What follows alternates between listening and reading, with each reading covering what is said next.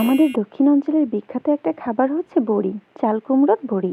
কিন্তু এই বড়ি যে কিভাবে দিতে হয়, কিভাবে খেতে হয়, এটা কিন্তু অনেকেই জানে না। এই এভরিওয়ান, আসসালামু আলাইকুম। আজকের ভিডিওতে আমি আপনাদের সাথে শেয়ার করব আমরা দক্ষিণ অঞ্চলের মানুষ কিভাবে এই বড়িটা তৈরি করে থাকি।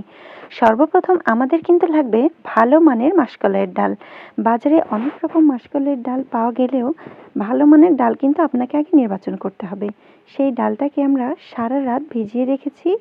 ডাল ভিজিয়ে রাখার পরে ডালটা 3 থেকে 4 গুণ কিন্তু বেড়ে যাবে। তারপরে এই যে আমাদের এখানে মেশিন আছে, মেশিনের মাধ্যমে আমরা ডাল কুটি। আগেকার দিকের মানুষরা কিন্তু মেশিনের মাধ্যমে ডাল কুটতো না, শিলপাটায় বেটে চাল কুমড়োর বড়ি দিত। কিন্তু এখনকার যুগে এত কষ্ট কে করে বলুন তো? সবারই ব্যস্ত জীবন, তাই দ্রুত যে কাজটা হয় আমরা কিন্তু সেটাই করে থাকি, তাই না? এখানে আমি আমার এবং আমার শাশুড়ি মার জন্য বড়ি করতে এসেছি। বড়িগুলো কুটিয়ে নিলাম। এরপরে আমাদের যেটা লাগবে সেটা হলো এমন পাকা চাল কুমড়ো। আসলে আমাদের বাসার মুরব্বীরা কিন্তু 2 বা 2.5 কেজি ডালের জন্য কতটুকু পরিমাণ চাল কুমড়ো লাগবে তারা দেখেই আন্দাজ করতে পারে। হয়তো এটা 3 থেকে 3.5 কেজি ওজনের চাল কুমড়ো হবে বা 4 কেজি হবে। এই চাল কুমড়োটাকে খুব সুন্দর করে পিস পিস করে কেটে পুকুরের পানি বা বৃষ্টির পানি দিয়ে ধুয়ে তারপরে এমন একটি কুড়নি দিয়ে কুড়ে নিতে হবে। আসলে পুকুরের পানি কিংবা বৃষ্টির পানি দিয়ে যদি চাল কুমড়োগুলো ধোয়া যায় তাহলে কিন্তু চাল কুমড়োটা খুবই সাদা চকচকে হয় এবং বড়িগুলোও সেই সাথে সাদা চকচকে হবে। তারপরে ছিদ্রযুক্ত পাত্রে রেখে চাল কুমড়োর অতিরিক্ত পানি ঝরিয়ে নিব। তারপরে সেই ডাল এবং চাল কুমড়োটাকে এইভাবে একসাথে মিশিয়ে নিব বড়ি দেওয়ার জন্য। মেশানোর একটা পর্যায়ে হাতে ঘুরিয়ে ঘুরিয়ে চাল কুমড়ো এবং ডালটাকে ফেনার মতো পাতলা করে নিতে হবে।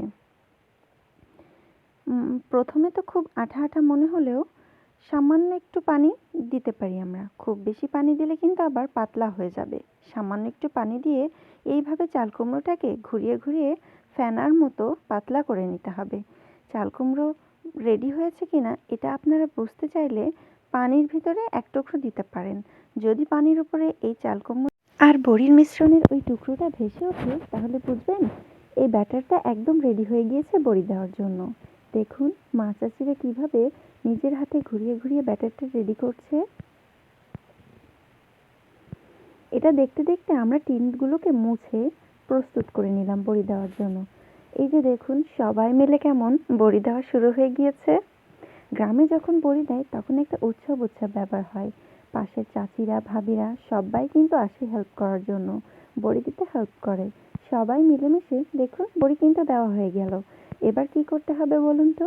এই বড়িগুলোকে টানা রোদে 2 থেকে 3 দিন ভালো মতো শুকাতে হবে। যেদিন আমি বড়ি দিয়েছি না সেই দিন আরও 2 থেকে 3 জন মানুষ ছাদের উপরে বড়ি দিয়ে এই যে টানা রোদে রেখে দিয়ে গেছে।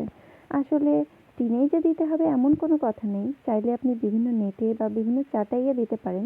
তবে হ্যাঁ, খুব রোদে কিন্তু 2 থেকে 3 দিন রাখতে হবে যেন বড়িটা খুব ভালোভাবে শুকিয়ে যায়।